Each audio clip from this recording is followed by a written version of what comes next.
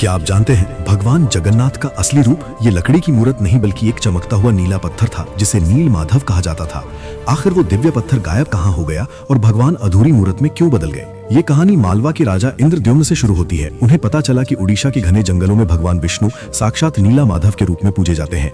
राजा ने अपने मंत्री विद्यापति को खोज कर भेजा। विद्यापति जंगलों में भटकते हुए आदिवासी सरदार विश्ववसु तक पहुंच गए, जो गुफा में गुप्त रूप से नील माधव की पूजा करते थे।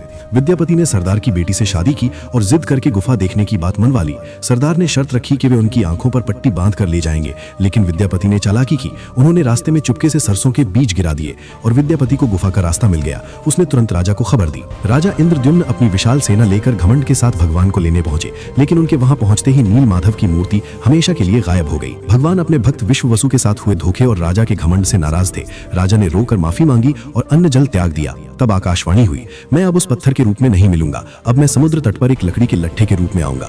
कुछ समय बाद पुरी के समुद्र तट पर एक विशाल अद्भुत लकड़ी का लट्ठा तैरता हुआ आया।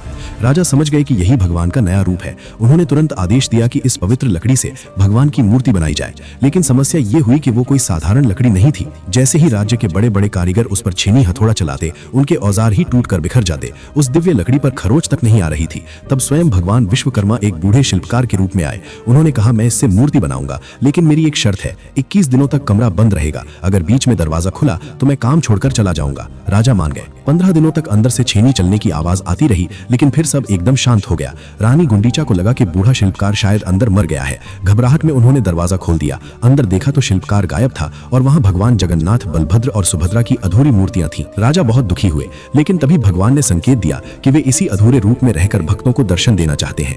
यही कारण है कि आज भी हम भगवान के उस अधूरे लेकिन सबसे प्यारे रूप की पूजा करते हैं। कमेंट्स में जय जगन्नाथ जरूर लिखें।